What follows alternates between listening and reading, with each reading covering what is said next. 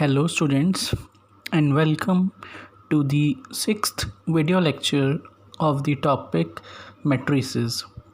इससे पहले 5 video lectures हो चुके हैं, तो आज 6th लेक्चर है और आज हम सीखेंगे मैट्रिक्स मल्टीप्लिकेशन की 2 मैट्रिक्स को हम मल्टीप्लाई कैसे करते हैं।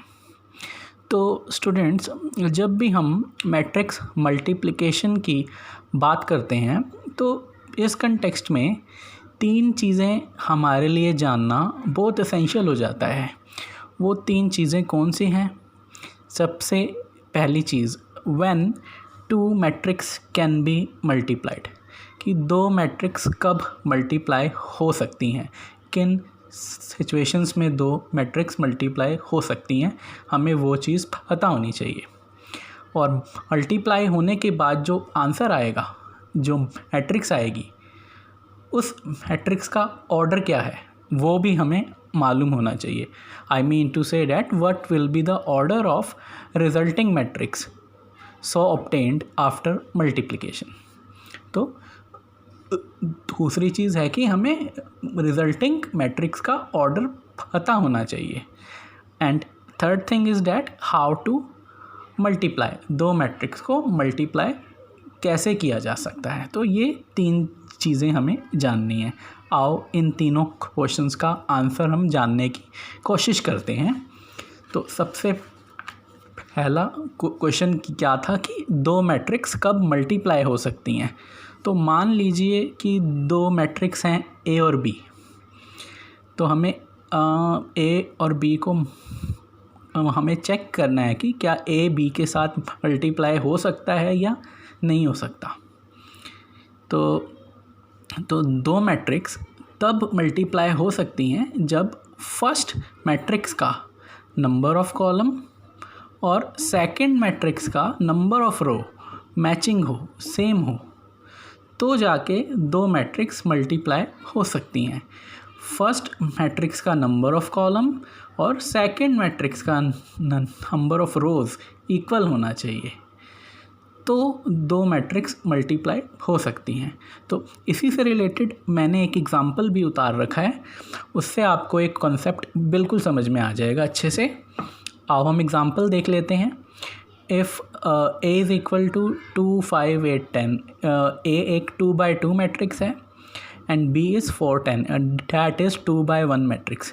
A का ऑर्डर है 2 × 2 और B का ऑर्डर है 2 × 1। Then answer the following question. पहला पार्ट है A × B इज़ पॉसिबल, क्या A B के साथ मल्टीप्लाई हो सकता है। और सेकंड क्वेश्चन है B × A इज़ पॉसिबल, क्या B A के साथ मल्टीप्लाई हो सकता है। तो हमें इन दोनों क्वेश्चंस का आंसर देना है। आओ हम पहले पार्ट का आंसर देते हैं। हमें A × B की स्टेटस जाननी है, क्या A B के साथ मल्टीप्लाई हो सकता है या नहीं हो सकता। तो मैंने A के नीचे एरो डाल के उसका ऑर्डर लिख दिया and order of A was 2 × 2 and in the similar manner मैंने ऑर्डर ऑफ B भी लिख दिया। B का ऑर्डर है 2 × 1। तो A में नंबर ऑफ़ कॉलम क्या है, 2, मैंने उसे सर्कल कर लिया। ऐसे ही B में नंबर ऑफ़ रोज़ क्या है, 2, मैंने उसे भी सर्कल कर लिया। तो हमने ऑब्ज़र्व करा कि फर्स्ट मैट्रिक्स की नंबर ऑफ़ कॉलम और सेकंड मैट्रिक्स के नंबर ऑफ़ रोज़ इक्वल हैं, तो A B के साथ मल्टीप्लाई हो सकता है, क्योंकि कंडीशन बिल्कुल सेटिस्फाई हो रही है। Number of column in first matrix is equal to number of rows in second matrix, so A × B is possible. अब हम B × A के बारे में जानते हैं। A × B की स्टेटस हम चेक करते हैं। तो B के नीचे एरो डाल के B का ऑर्डर लिखा 2 × 1, ऐसे ही A का ऑर्डर लिखा 2 × 2। तो B में हमें B के कॉलम्स चेक करने होंगे और A की रोज़ चेक करनी होगी। फर्स्ट मैट्रिक्स का कॉलम, सेकंड मैट्रिक्स की रोज़, हमें ये दोनों चीज़ें चेक करनी होती हैं कि इक्वल हैं या नहीं। तो B में एक ही कॉलम है और A में 2 रोज़ हैं, तो फर्स्ट मैट्रिक्स के number of column second matrix के नंबर ऑफ़ रोज़ के इक्वल बिल्कुल भी नहीं है। आप यहाँ देख सकते हैं, क्योंकि यहाँ 1 है और यहाँ 2 है। So we can say that b into A is not possible. That means b a के साथ मल्टीप्लाई हो ही नहीं सकता। तो आई होप आपको ये चीज़ समझ में आ गई होगी कि दो मैट्रिक्स कब मल्टीप्लाई हो सकती हैं। अब दूसरा क्वेश्चन ये था कि अगर दो मैट्रिक्स मल्टीप्लाई हो सकती हैं तो उन्हें मल्टीप्लाई करने के बाद जो रिजल्टिंग मैट्रिक्स आएगी उसका ऑर्डर क्या होगा। तो उस क्वेश्चन का आंसर हम अगले पेज पर जानते हैं, वहाँ पे ये आंसर मेंशन्ड है। अब हम लोग इसे देखते हैं। ये मैं एक एग्ज़ाम्पल की हेल्प से ही आपको समझा देता हूँ। Refer example 1 and what can you say about order of a into B. a into B को मल्टीप्लाई करके जो आंसर आएगा उस मैट्रिक्स का ऑर्डर क्या होगा। तो मैंने यहाँ a इंटू बी लिख दिया और एज्यूम कर लिया कि इनको मल्टीप्लाई करके जो मैट्रिक्स आई है वो c है। तो पहले a का ऑर्डर लिखिए जो 2 इंटू 2 था एज रेफर्ड फ्रॉम एग्ज़ाम्पल 1, और b का ऑर्डर था 2 इंटू 1। अच्छा, एक फर्स्ट मैट्रिक्स के कॉलम को सर्कल करा और सेकंड मैट्रिक्स की रो को सर्कल करा। इन दोनों सर्कल को हाइड कर लो।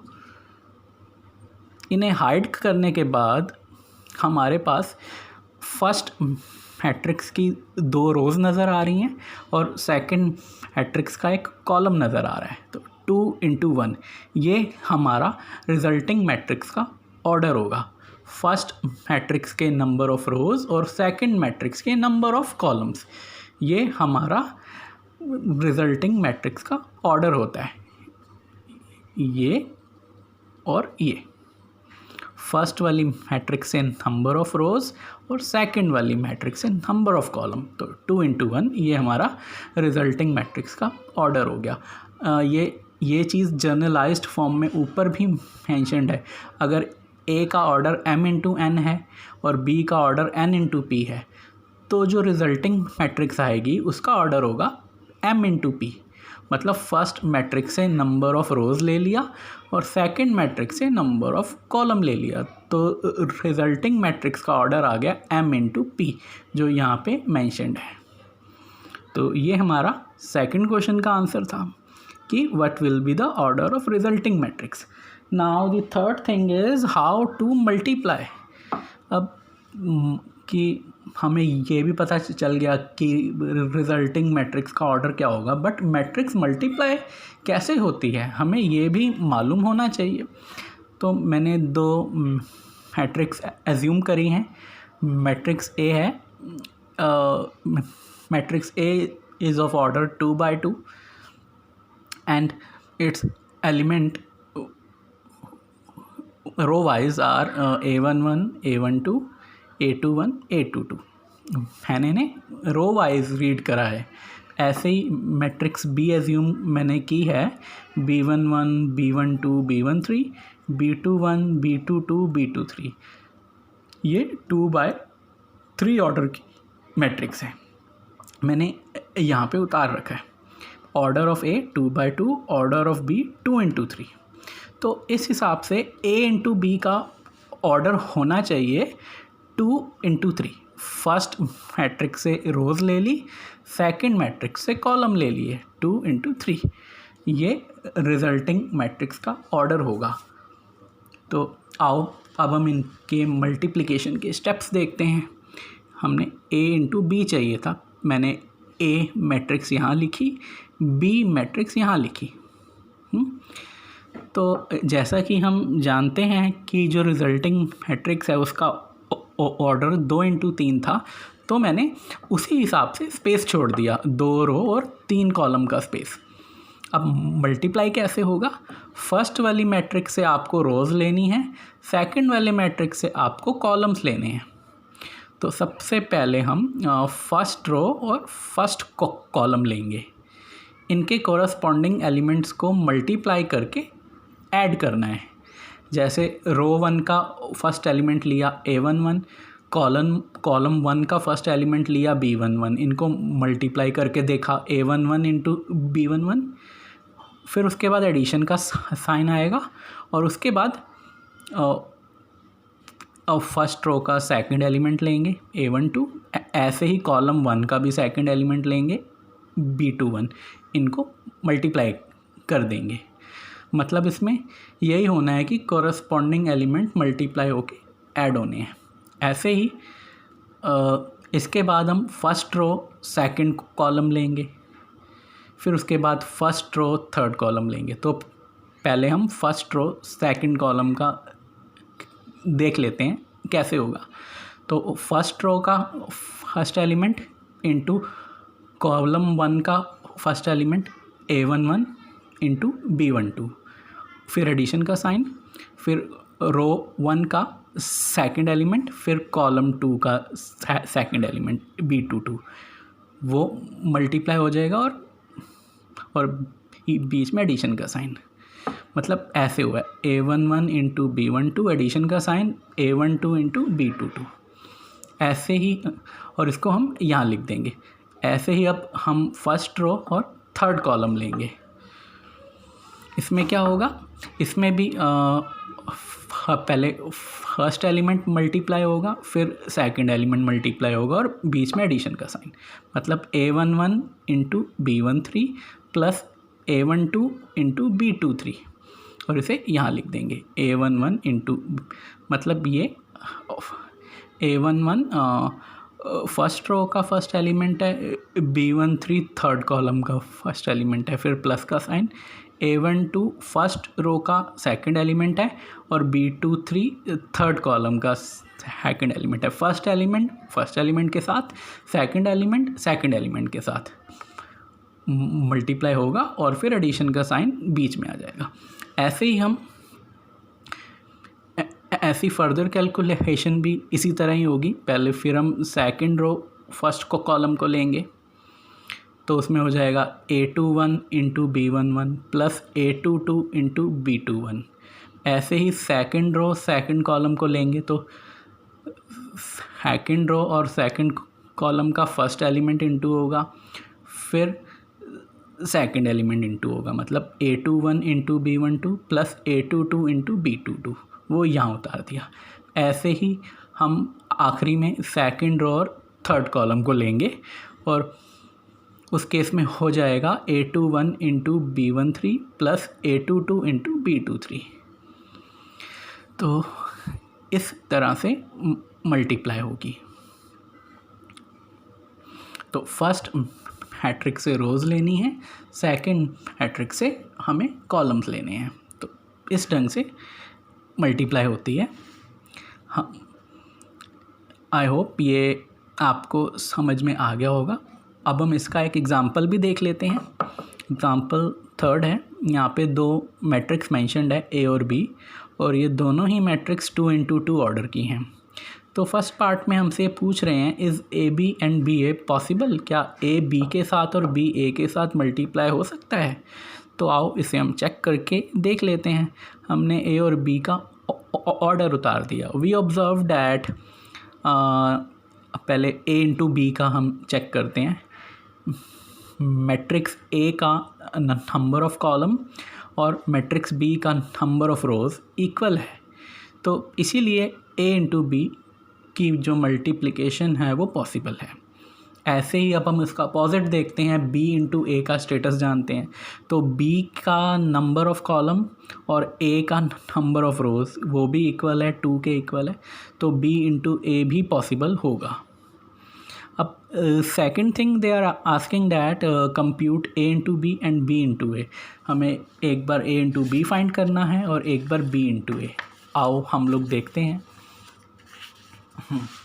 A इंटू B को हम मल्टीप्लाई करने जा रहे हैं। मैंने यहाँ पे मैट्रिक्स A लिख दी, यहाँ पे मैट्रिक्स B लिख दी।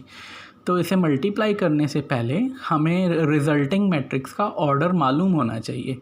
तो इस केस में रिज़ल्टिंग मैट्रिक्स का ऑर्डर होगा 2 by 2, क्योंकि फर्स्ट मैट्रिक्स की नंबर ऑफ़ रोज़ लेनी है और सेकंड मैट्रिक्स की नंबर ऑफ़ कॉलम्स। अगर हम रिज़ल्टिंग मैट्रिक्स का ऑर्डर पता करना चाहते हैं तो हमें फर्स्ट मैट्रिक्स से नंबर ऑफ़ रोज़ रेफ़र करने हैं और सेकंड मैट्रिक्स से नंबर ऑफ़ कॉलम रेफ़र करने होते हैं। तो 2 रोज़ एंड 2 कॉलम्स, तो 2/2 ऑर्डर होगा रिजल्टिंग मैट्रिक्स का।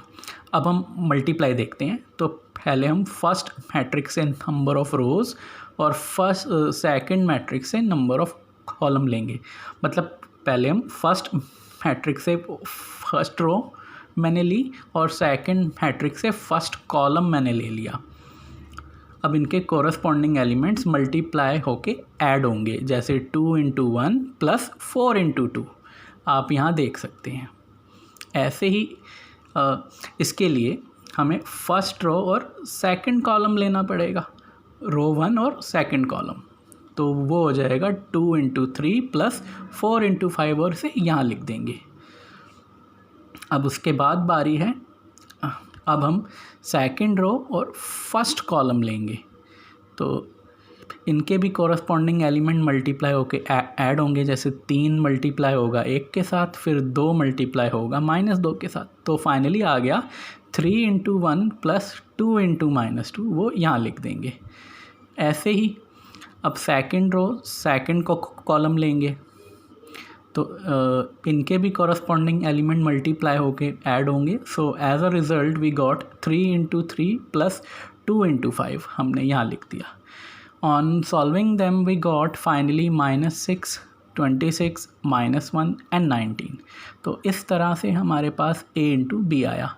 इन the similar way we can obtain b × a। तो उसके लिए मैंने मैट्रिक्स b को पहले लिख दिया और मैट्रिक्स a को बाद में लिखा। और इसमें भी यहाँ से हम रो लेंगे और सेकंड मैट्रिक्स से नंबर ऑफ़ कॉलम्स लेंगे। तो इनमें भी उसी ढंग से ही मल्टीप्लाई हुई है जैसे a × b के केस में हुई थी। So no explanation is required in this case, you can do it on your own.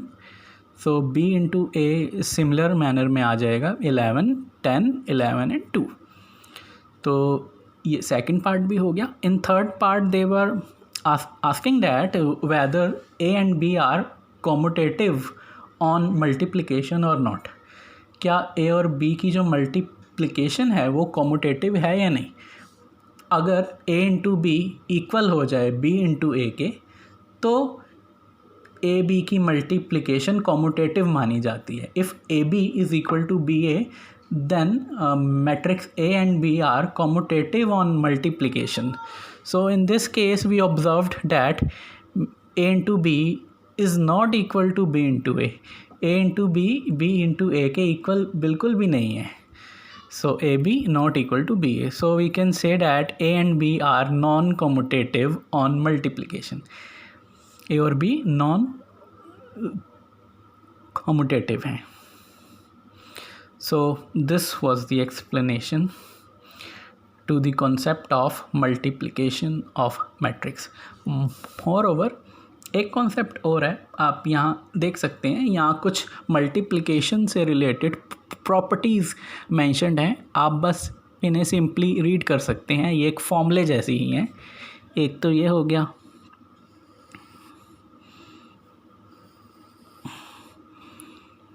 दूसरा ये देख लीजिए, और थर्ड ये। बस एक बार इन्हें रीड कर लीजिए। No explanation is required in 7th concept.